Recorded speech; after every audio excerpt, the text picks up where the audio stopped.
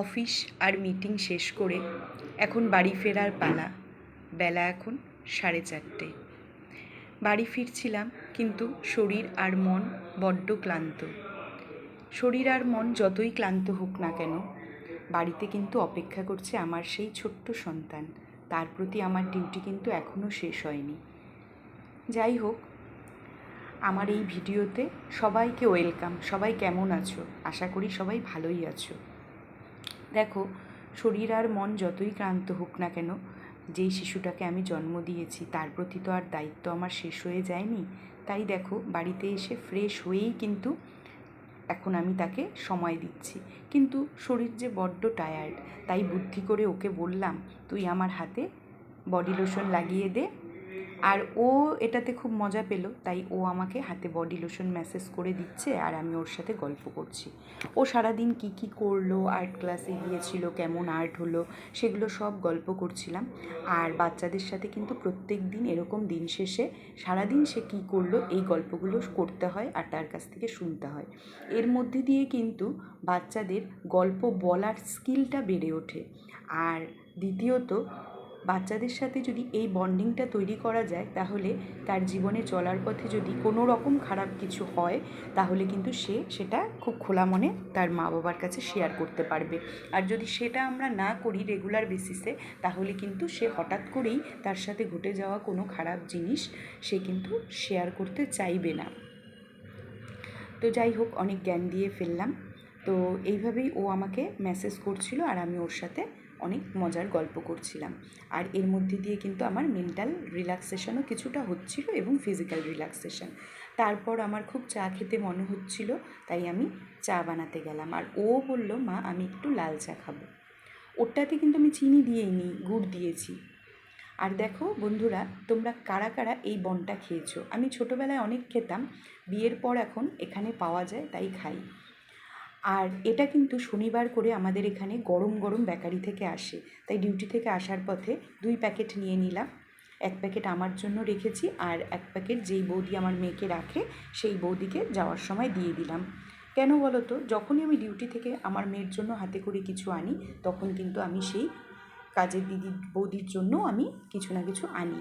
কারণ ও সারা দিন আমার মেয়েকে রাখলো, আজকে তো ওভার টাইমও হয়ে গেল, মানে বেশি সময় হয়ে গেল, তাহলে ওর মধ্যেও যে ক্লান্তি আর টায়ার্ডনেসটা আছে, তো আমি এই ছোট্ট রিওয়ার্ডের মধ্যে দিয়ে সেটাকে কিন্তু দূর করতে পারলাম। আর ও অনেক বেশি হ্যাপি হলো।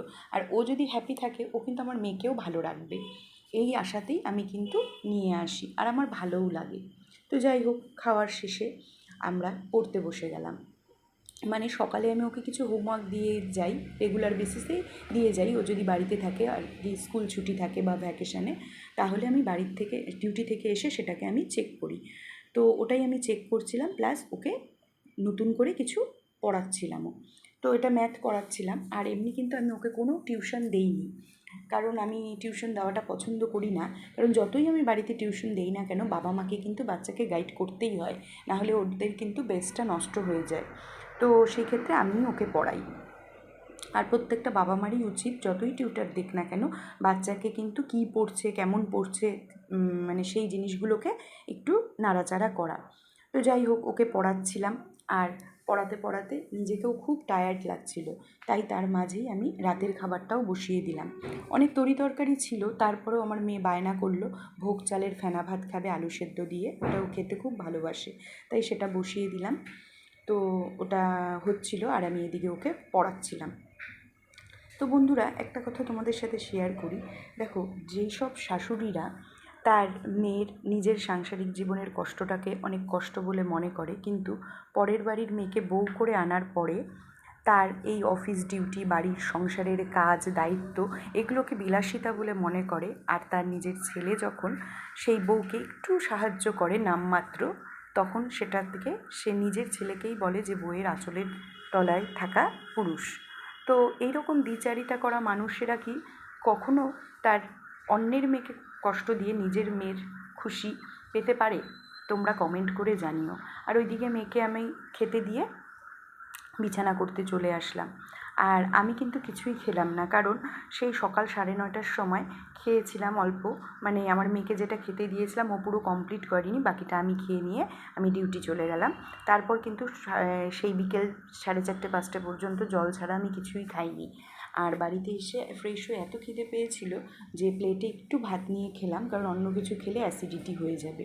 আর ওই 8টা নাগাদ চা খেলাম। আর এখন আর কিছুই খাবো না। ডিউটিতে ভেবেছিলাম খাবো মিটিংয়ে জয়েন করার আগে, কিন্তু ডিউটি শেষ, অফিস শেষ করার পর, মানে শেষ করার আগেই আমার কাছে আরও 4টা পেশেন্ট আসলো। ওদের অ্যাটেন্ড করার পর মিটিংয়ের সময় হয়ে গেছিলো, সেই জন্য আর কিছুই খাওয়া হয়নি। এই যে দেখো, আমার মেয়ে খেয়ে বিছানায় চলে আসলো ফ্রেশ হয়ে। আর ও কিন্তু প্রত্যেক দিন ঘুমানোর আগে কৃষ্ণ মন্ত্র জপ করে, সেটাই করছিল। তো তোমরাও বন্ধুরা বাচ্চাদেরকে ছোটোবেলা থেকেই ধার্মিক শিক্ষাগুলো দিও। সেটার যে কী গুরুত্ব আছে সেটা আমি অন্য কোনো ভিডিওতে বলবো। তো যাই হোক, তো এরপর আমিও ফ্রেশ হয়ে ওর সাথে বিছানায় চলে আসলাম। তো দুজনে মিলেই কিছুক্ষণ মন্ত্র জপ করলাম, একটু মজা করে তারপর ঘুমিয়ে পড়লাম। তো আজকে আমার এই ভিডিওটা তোমাদের কেমন লাগলো অবশ্যই কমেন্ট করে জানাবে।